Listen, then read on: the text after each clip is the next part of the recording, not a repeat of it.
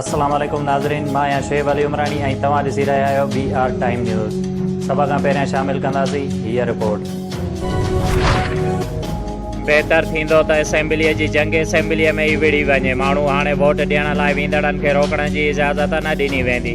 कोशिश कई वञे त डी चौक ते जलसो न थिए। सुप्रीम कोर्ट जे चीफ जस्टिस उमर अता बलियास जा सुप्रीम कोर्ट जे बार जे दरख़्वास्त ते ॿुधणीअ दौरान रिमार्क्स। चीफ जस्टिस चयो त सियासी जमायतूं चाहिनि थियूं त सियासी जमायतूं सियासी ताक़त पार्लियामेंट जे अंदरि ई ज़ाहिर कनि।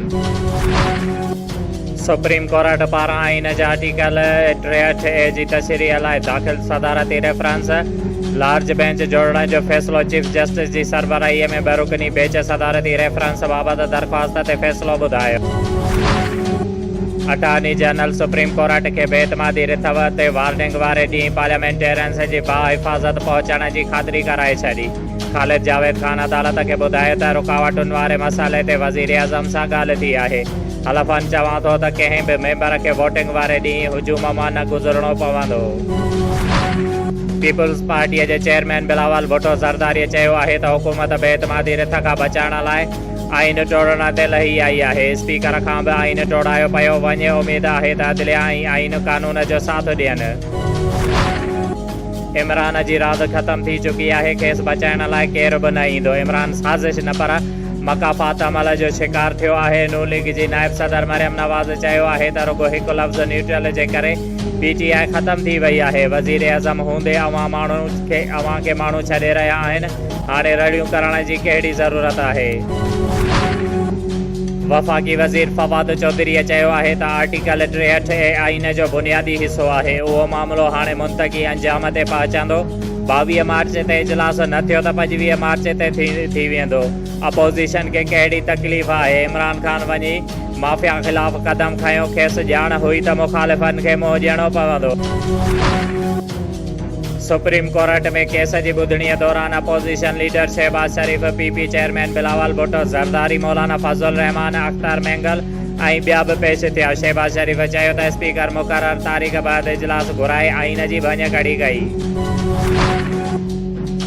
डिप्टी कमिश्नर शहीद बेनज़ीराबाद आमिर हुसैन पहवर जी सदारत हेठि ज़िले में रमज़ानुल मुबारक दौरान रमज़ान ऑर्डिनेंस ते अमल दरामद कराइण ऐं अवाम खे सस्ते अघ ते खाध खुराक जे शयुनि जी फ़राहमीअ खे यकीनी बणाइण लाइ हिकु इजलास अॼु दरबार हाल में थी गुज़रियो। इजलास खे ख़िताब कंदे deputy commissioner Aamir Hussain power चयो त रमज़ानुल मुबारक दौरान ज़िले में रमज़ान ऑर्डिनेंस ते सख़्तीअ सां अमल करायो वेंदो।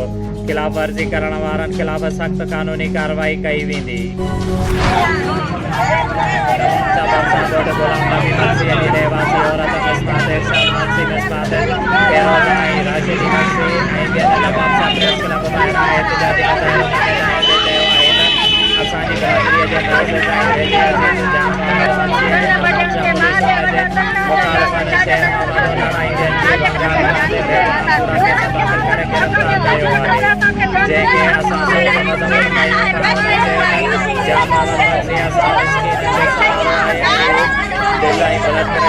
बीमारीअ में मुब्तला आहे। हुन चयो त जान मोहम्मद मक्सीअ खे फ़ौरन आज़ादु कयो वञे।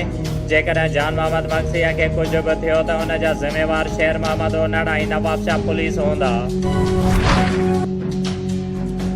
पाकिस्तान पीपल्स पार्टी सिंध जे इतलात सेक्रेटरी आजिज़ धामरा, ज़िलई सदर अली अकबर जमाली, सिटी सदर एडवोकेट खान बहादुर भट्टी, राशिद चांडियो ऐं असदुल्ला जना ऐं ॿियनि अॻुवाणनि सां गॾु नवाब शाह प्रेस क्लब में हंगामी प्रेस कॉन्फ्रेंस कंदे चयो आहे त वज़ीर आज़म इमरान नियाज़ी दहशतगर्दी ऐं उन जा घरू वज़ीर जे शर्मनाक लफ़्ज़ ॻाल्हाइनि था ऐं वज़ीर दाख़िला जेका कल्ह शर्मनाक गुफ़्तगू कई ऐं हथ जो इस्तेमालु कयो जंहिं जी असां सख़्त लफ़्ज़नि में मज़म्मत कयूं था। हुननि चयो त हुनखे पंहिंजे घरू वज़ारत वेंदे नज़र अची रही आहे। उन करे हू ज़हनी तवाज़ुन विञाए वेठो आहे। शुएब अली उमरानी खे ॾींदा इजाज़त। वधीक ख़बरुनि ऐं अपडेट्स लाइ ॾिसंदा रहो BR टाइम न्यूज़।